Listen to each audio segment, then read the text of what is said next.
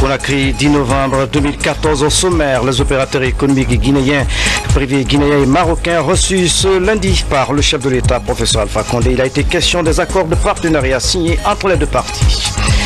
Le contrôle physique des agents de la fonction publique, l'opération est bien suivie. Dans les départements ministériels, le pointage vise à identifier qui vient et qui ne vient pas au travail. Au sommaire encore, le Namoufari, une danse qui attire et s'impose dans le milieu juvénile. À Conakry, le Namoufari prend de l'ampleur et déplace des foules. Mesdames et messieurs, bonsoir. Merci de votre attention et bienvenue dans cette édition. Quel est le niveau d'avancement des accords de partenariat signés entre les opérateurs économiques privés guinéens et marocains? C'est pour répondre à cette question que le président de la République, professeur Alpha Condé, a rencontré ce lundi les entreprises signataires de ces accords. Suivez le compte-rendu signé de Mohamed Amin Souma. Ce sont des patrons d'entreprises guinéennes et groupements d'entreprises qui ont signé des accords de partenariat avec le Maroc. Le président de la République les a rencontrés ce lundi pour s'informer du suivi d'accords issus du Forum Maroc-Guinée du 7 au 9 septembre dernier. Savoir les différents projets que vous avez avec vos partenaires marocains, où nous en sommes exactement, que chacun fasse le point de là où il est avec ses partenaires, pour qu'on sache exactement. En leur nom, le PDG de Sonit Pêche a fait le point de la situation. Nous avons signé une convention avec la société Unimer. Cette société marocaine était avec la délégation marocaine. Cette convention consiste à créer une unité agroalimentaire à Mafraya. Il s'agit de la production des ananas et de la transformation de ces ananas en tranches d'ananas. Nous avons adressé une correspondance à Madame la ministre de l'Agriculture pour lui demander de nous assister pour obtenir 100 hectares dans la région, dont 10 vont être consacrés pour le montage de l'usine et les 90 pour la production des ananas. Dans sa politique d'appui au secteur privé guinéen, le président de la République accorde la priorité aux femmes. Vous n'êtes pas sans savoir aussi le besoin de formation que nous avons aujourd'hui en Guinée dans le métier du tourisme. Et au niveau de l'accueil, au niveau du service, à tous les niveaux du secteur touristique, on a besoin de renforcer les ressources humaines. Donc nous sommes en discussion avec une structure qui va d'abord nous aider à déterminer ce qu'il nous faut, à nous associer avec une structure de formation marocaine pour pouvoir ouvrir au niveau de la fédération où nous nous sommes organisés. Il y a plusieurs parmi nous qui ont des instituts de formation, non seulement à Conakry, mais à Kindia jusqu'à Zérékoré. Et nous sommes en train d'avancer très fort. Moi, j'ai signé une convention avec une grande imprimerie au Royaume. Et les gens sont très décidés. Nous avons de très bonnes relations. Nous sommes en train de rechercher des fonds. Nous avons fait tout ce qui est en ce sens pour le soumettre aux banquiers d'ici et de l'extérieur. Ce sont en tout une trentaine d'entreprises guinéennes et groupements d'entreprises qui sont signataires de ces accords, au nombre desquels les sociétés d'imprimerie, de téléphonie mobile, de banques, d'industrie du tourisme et d'artisanat, d'imprimerie et de BTP. Sans langue de bois, professeur Alpha Condé ne cache pas sa volonté d'œuvrer à tout mettre en œuvre pour relancer les industries du pays. Objectif visé, amener le secteur privé guinéen à prendre une part active dans le développement socio-économique du pays, mais aussi aider à la création d'emplois. Au sortir de cette rencontre, les quelques opérateurs économiques ne cachent pas leurs sentiments. Suivez les réactions recueillies par Mohamed Amin Souma.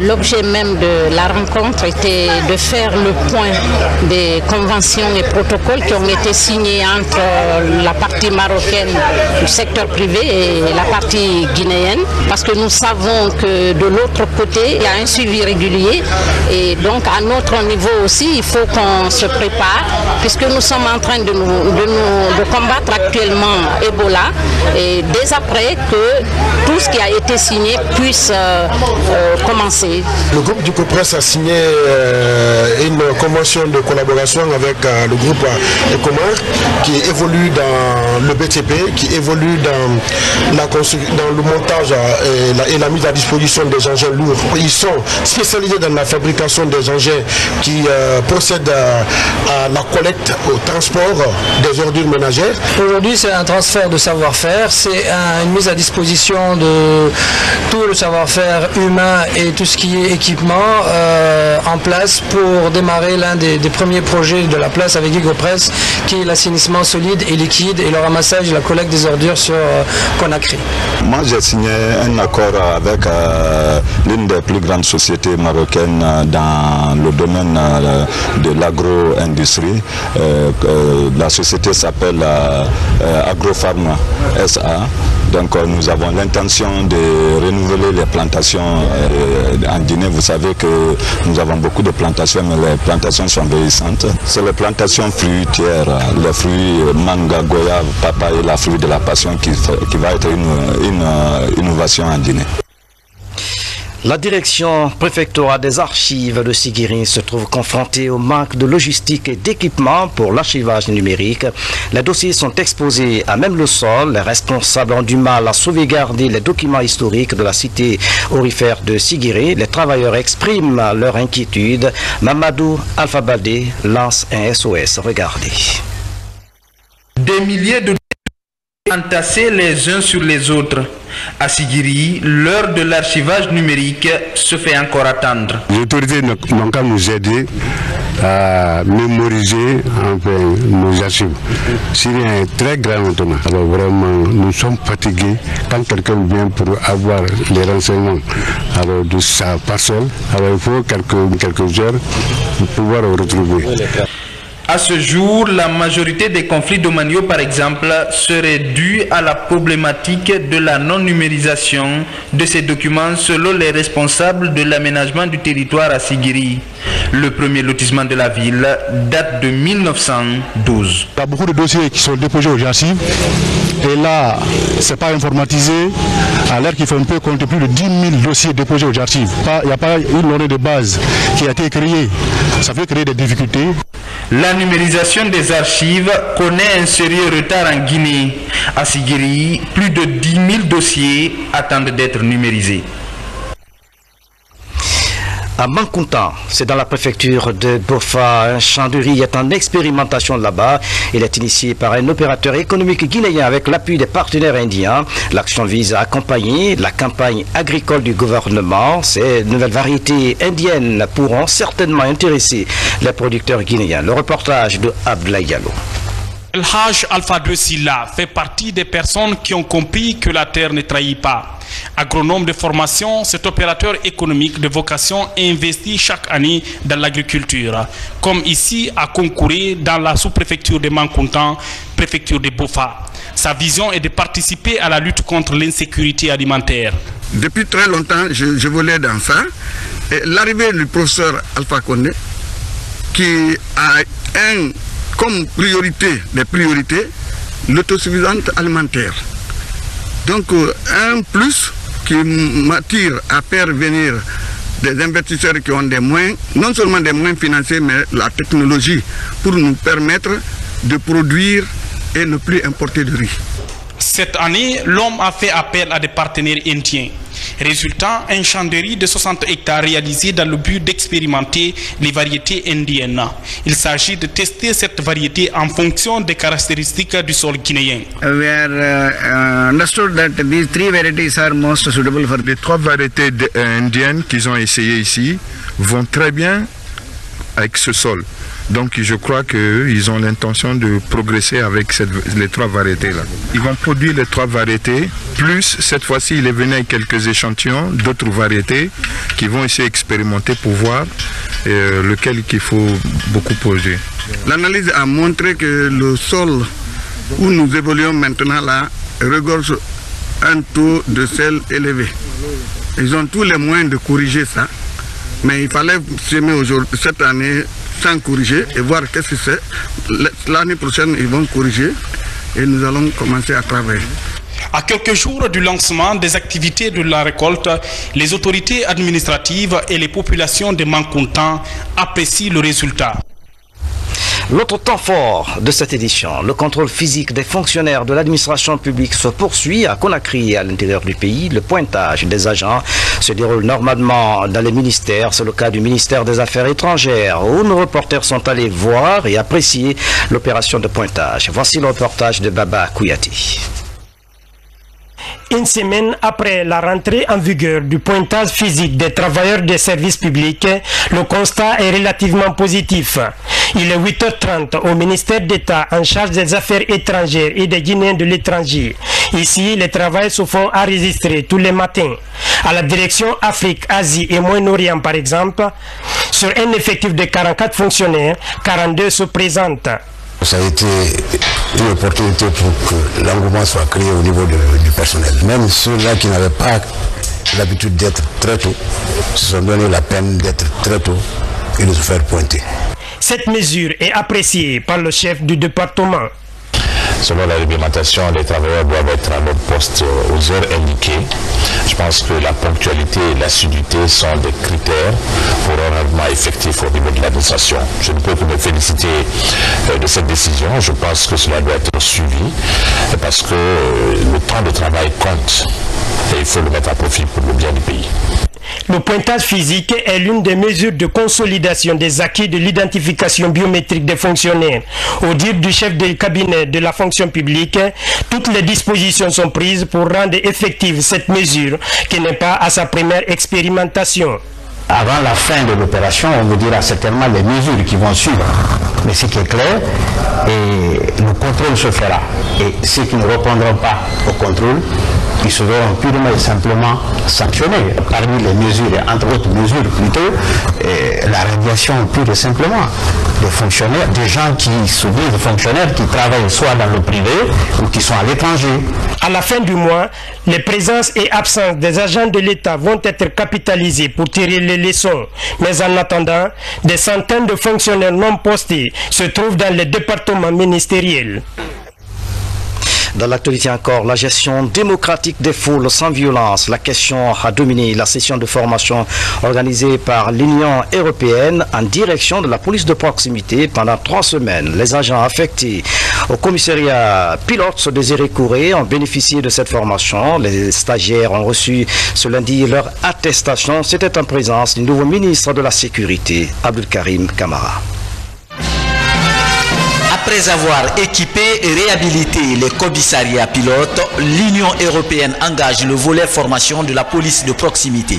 Ces 33 agents du commissariat de Zérékouré sortent d'une session de formation à l'idée de rapprocher la police de sa population.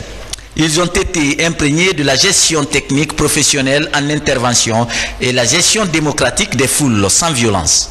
Elle s'accompagne aussi d'interventions extérieures, notamment de la protection civile pour la formation aux gestes de premier secours et également par l'intervention d'un médecin et d'un infirmier français qui sont venus sensibiliser et qui reviendront le faire pour les sessions à venir, les policiers, sur la problématique Ebola. Au sortir de cette formation, ces agents stagiaires affirment avoir beaucoup appris en matière de police de proximité. Ils s'engagent à restituer les acquis de ce qu'ils ont reçu. Nous n'allons pas nous asseoir parce qu'on a fait telle formation. Il faut qu'on mette ça en pratique pour que la population se sente à l'aise. Parce que notre formation, c'est pour d'abord protéger la population et leurs biens. Pour le ministère de la Sécurité, tout état de droit se construit avec une police qui a déjà gagné la confiance de sa population. Cette police de proximité vise à transformer l'image de la police nationale en la rendant plus efficace et l'amener à améliorer les relations avec la population, en plaçant le citoyen au cœur du dispositif de sécurité. Initialement prévue à Zérékoré, la formation a été délocalisée à Conakry à cause de la fièvre Ebola, dont l'épicentre est la région forestière. 100 autres agents venus de Matam et de Ratoma ont entamé ce lundi la même formation sur la police de proximité. L'autre image de l'actualité nationale, une rentrée universitaire sans Ebola, c'est la préoccupation des autorités de l'enseignement supérieur et de la recherche scientifique. À l'université Gamal Abdel Nasser de Conakry, des séances de sensibilisation sont organisées à l'intention des enseignants en vue d'assurer une rentrée universitaire sans Ebola. Le point avec Francis Colli. À quand la rentrée des classes 2014-2015? Cette question, étudiants et parents se la posent sans aucune réponse rassurante à cause de la fièvre à virus Ebola. Avec les nouvelles mesures de prévention en vigueur, les enseignants et chercheurs du supérieur se forment pour une rentrée universitaire sans Ebola. Les mesures utiles pour l'ouverture des classes, c'est d'abord primordialement de donner l'information aux différents enseignants, comment prévenir la maladie à virus Ebola, et aussi d'essayer de mettre des comités de veille dans chaque institution afin de gérer les cas suspects de la maladie à virus Ebola, et d'essayer aussi de mettre les outils de protection tels que les kits de lavage des mains, les thermoflash, pour mesurer la température de toutes les personnes qui vont accéder aux différentes institutions d'enseignement. Cette communication sur les mesures de prévention et les dispositifs à mettre sur place est plus que nécessaire pour le retour des étudiants. Cette maladie nous met à l'épreuve tous. Donc tout le monde doit s'impliquer de la base au sommet. Et donc venir dans l'enceinte de l'université où nous recevrons après l'ouverture de beaucoup d'enseignants, mais aussi d'étudiants venant de divers horizons, il est important de former d'abord les enseignants sur cette pathologie, mais aussi qu'à l'ouverture et avant ça, que les étudiants aussi soient formés. Le lavage des mains, l'utilisation du thermoflash et les fiches de contrôle d'accès sont les mesures qui seront exigées dans les institutions d'enseignement public et privé du pays. Dans le même registre, les comités de veille pour la lutte contre Ebola seront bientôt installés dans les communautés villageoises. L'opération est pilotée par la société civile et l'UNICEF. Une réunion technique s'est tenue à cet effet dans la préfecture de Forêt-Caria. Objectif expliquer aux communautés la mission des comités de veille. Bernard Tonguino, Saint-Martin, reportage. Forêt-Caria, l'une des préfectures touchées par l'épidémie de la fièvre Ebola. C'est dans cette ville que l'UNICEF lance le processus de mise en place des comités de veille. Ces structures locales, composées essentiellement des membres de la communauté, vont désormais piloter la lutte contre l'épidémie, avec pour mission principale la sensibilisation, l'identification et la déclaration des cas suspects. Dans ces registres figure également l'enterrement sécurisé des victimes d'Ebola. La partition que la communauté doit jouer dans la lutte contre Ebola en permettant la facilitation de la circulation de l'information de la communauté vers les structures en charge de la prise en charge des cas d'Ebola, vers les structures en charge de l'appui à la gestion des conséquences de Ebola. C'est ça qui est l'engagement de l'UNICEF et c'est pour bâtir cet engagement que nous sommes ici à Forêt-Caria aujourd'hui. L'opération est facilitée par la société civile. Elle associe toutes les composantes de la communauté, jeunes, sages, femmes, religieux, communicateurs et guérisseurs traditionnels seront représentés dans ces comités de veille dans toutes les collectivités de Forêt-Caria. Sans la mobilisation communautaire, on ne peut pas réussir la lutte contre Ebola. La société civile, suite à l'appel qui a été lancé par le chef de l'État, aux syndicats, à toutes les composantes de notre pays, la société civile a pris l'engagement de donner une autre allure à la riposte, que ce soit une riposte de bas en haut, que ce ne soit pas une riposte de haut en bas. L'UNICEF et la société civile, avec les autorités préfectorales, nous allons mettre en place ces comités de veille qui, de la base au sommet, vont essayer tout l'argument possible et avec la volonté d'éradiquer Ebola. Pour la seule préfecture de Forêt-Caria, 121 comités de veille seront constitués avec 700 responsables locaux formés à ce sujet. Par cette approche participative, l'UNICEF entend mieux responsabiliser et impliquer les communautés elles-mêmes dans la prévention de l'épidémie d'Ebola.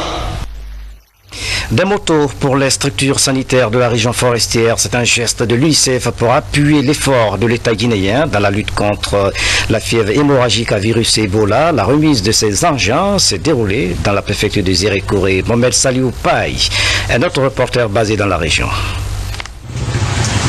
Cette volonté exprimée de l'UNICEF est un plus dans la lutte contre la fièvre hémorragique à virus Ebola. Ces 40 motos pour un coût global de 350 millions de nos francs viennent renforcer la position des 6 préfectures bénéficiaires dans la lutte contre l'épidémie. C'est un geste comme parmi tant d'autres. Nous voulons mettre à profit le passage de cette forte délégation qui est venue nous accompagner, nous appuyer pour faire ce geste symbolique. Ce geste qui vient s'ajouter à d'autres actes déjà posés par le Fonds des Nations Unies pour l'enfance UNICEF réjouit l'autorité régionale de Nzérékoré. Je m'en voudrais si à cette occasion je ne remerciais pas toutes les agences du système des Nations Unies pour le combat acharné que ces agences ne cessent de mener pour la lutte contre Ebola en Guinée et dans la région forestière en étroite collaboration avec son Excellence Monsieur le Président de la République et ses représentants sur le terrain. Pour le représentant spécial des Nations Unies, le constat sur le terrain nécessite la convergence des actions pour maîtriser la chaîne de contamination. On va faire tous la même chose, mettre en place tout ce qui est nécessaire pour convaincre le virus. Cette autre intervention de l'UNICEF dénote l'engagement des institutions internationales à œuvrer auprès des autorités guinéennes en vue de mettre fin à la contamination du virus. Dans le même registre, l'hôpital de Donka bénéficie d'un important lot de kits et matériel sanitaire. Ce don est offert par l'ONG Femmes et Développement. A précisé que plusieurs autres partenaires et bonne volonté apportent leur soutien à l'État guinéen dans la lutte contre le virus Ebola. Nabi Zakaria Bangoura fait la synthèse. Dans la lutte contre la fièvre hémorragique à virus Ebola et son éradication en Guinée, les femmes ne sont pas en marge. C'est dans ce contexte que l'ONG Femmes et Développement et l'Association Appui pour le développement des secteurs informels et alphabétisation, ATIA, en partenariat avec le groupe des femmes leaders pour la paix et la bonne gouvernance, ont offert un important lot de kits et matériel sanitaire à l'hôpital de Donka.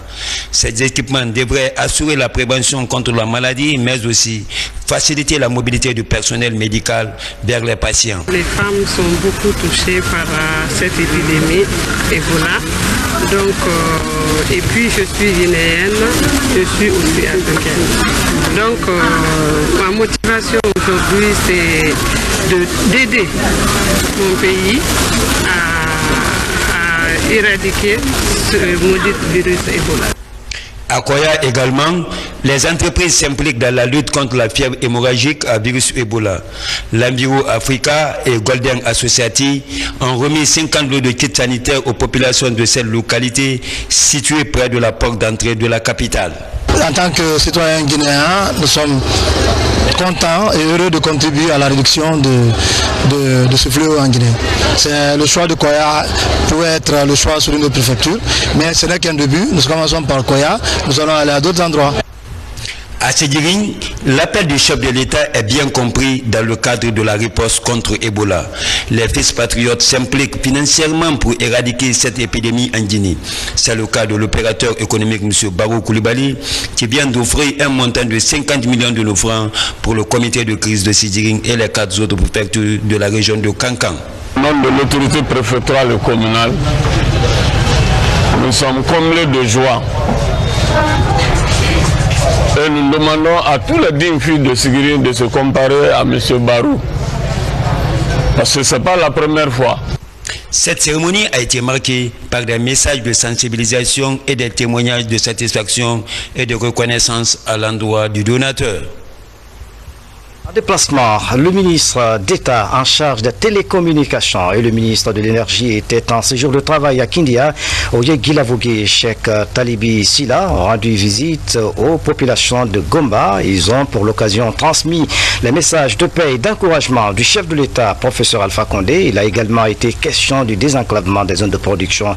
Le reportage de Nabi Kamara dans de prochaines éditions d'information. L'ambassadeur de la paix apporte son aide à la RTG Koloma et la Jeriba Jabi a offert ce lundi des chaises à la radio-diffusion télévision guinéenne.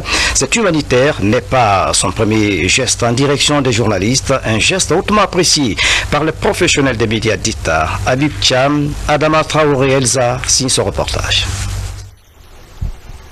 C'est un personnage très populaire à cause de ses nombreuses actions humanitaires dans son pays. En visite à la RTG Koloma, Elhadj Jeriba Diaby gratifie l'institution par ce lot de chaises pour améliorer le confort des travailleurs. Le geste est accueilli dans l'enthousiasme.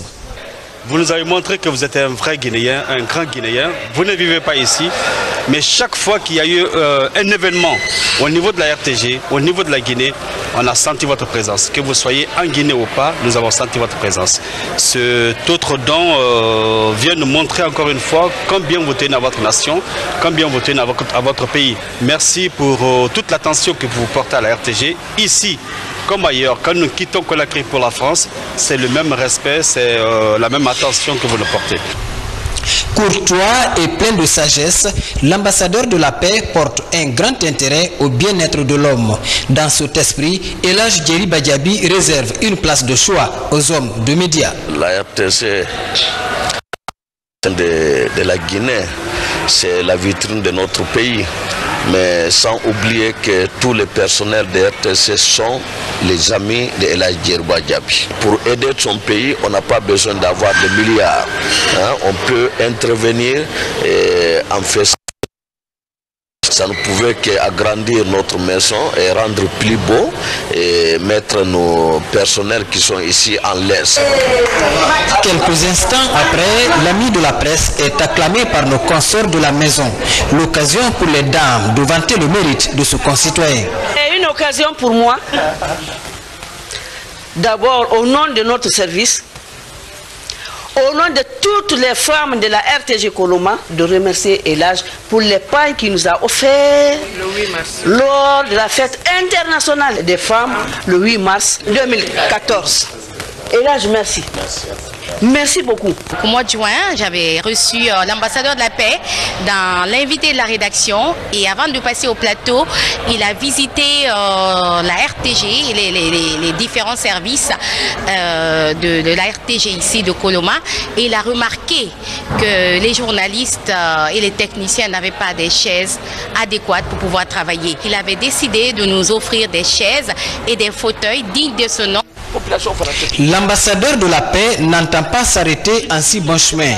Apolitique et fondu dans la religion, il promet de poursuivre ses actions humanitaires, mais aussi son combat pour une société apaisée. Dans l'actualité africaine et internationale, massacre au Nigeria, on déplore plusieurs morts. Mais attention, les images sont insoutenables. C'est le premier élément de nouvelles africaines sous forme de télégramme. Regarde.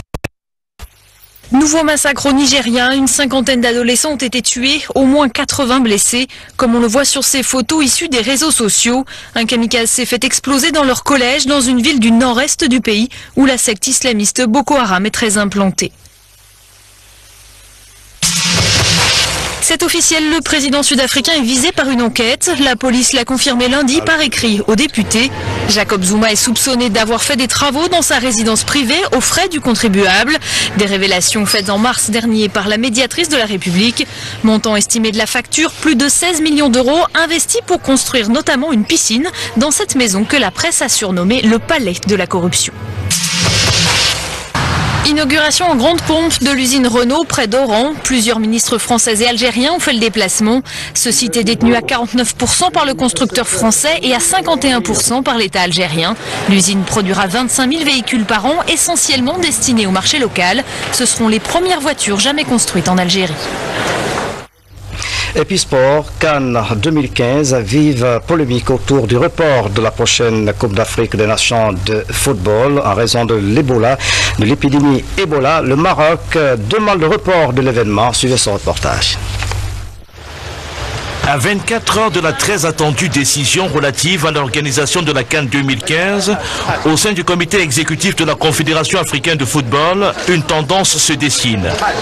De plus en plus de voix s'élèvent pour s'opposer au report de la compétition prévue du 17 janvier au 8 février. Ce journaliste camerounais couvre depuis plusieurs années des phases finales de la Coupe d'Afrique des Nations pour la radio nationale.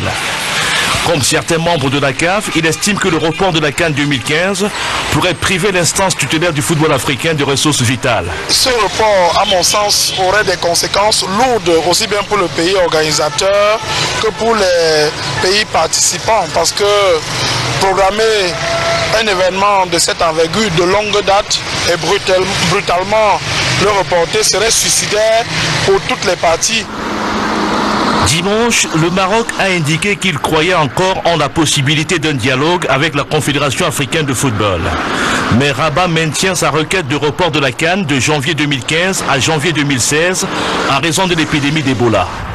Sa décision communiquée samedi à la CAF est très commentée dans les milieux du football amateur sur le continent. En Côte d'Ivoire, la polémique enfle. Imaginez-vous un instant qu'on dit qu'il y a un seul cas d'Ebola là-bas. Vraiment, tous les touristes ont fui. Or, c'est la première source de revenus du Maroc. Donc, je les comprends un peu dans ce sens-là. Mais j'aurais préféré qu'ils ne refusent pas. Un petit report serait quand même intéressant parce que le Maroc aussi est un pays africain. Et c'est l'Afrique qui est en majorité touchée par ce virus-là.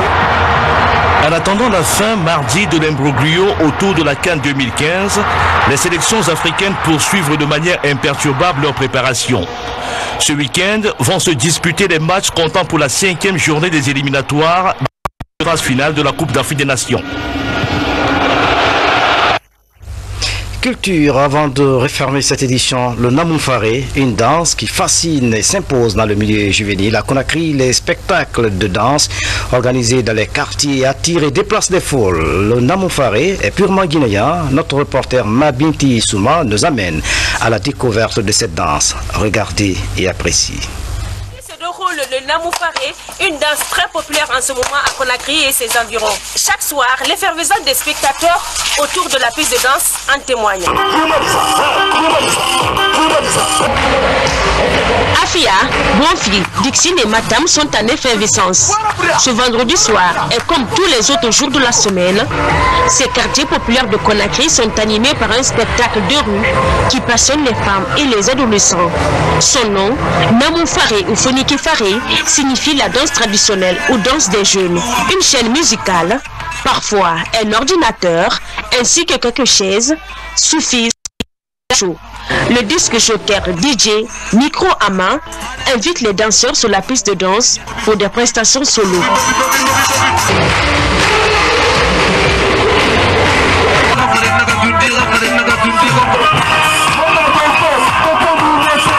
Je fais ça pour animer mon quartier et puis pour mettre le quartier en mouvement. Cette inspiration, ça vient dans la tête comme ça, donc tu peux pas dire que tu peux partir à la maison, bicher ça ou bien répéter. Namoufare est un mélange de pas traditionnel et de pas moderne. Sur une musique parfois instrumentale, les danseurs exécutent des pas avec vivacité sur le regard amusé et enthousiaste des spectateurs. Le rythme est bien cadencé, j'aime ces spectacles. D'ailleurs, moi aussi, je danse souvent.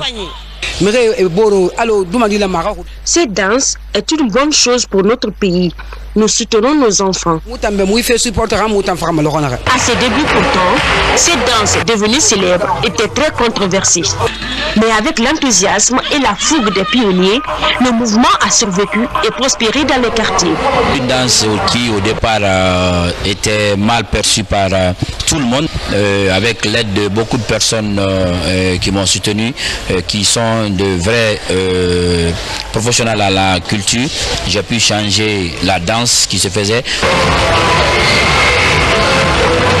Il est 23h30, notre tournée nocturne se termine ici, là où tout a commencé.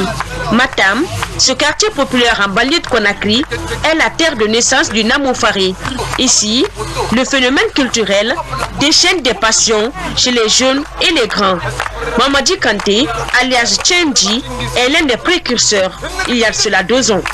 Une fois l'organisation est venue dans ma tête, derrière ma petite prestation ici, on était 3 à 4 personnes entre des amis.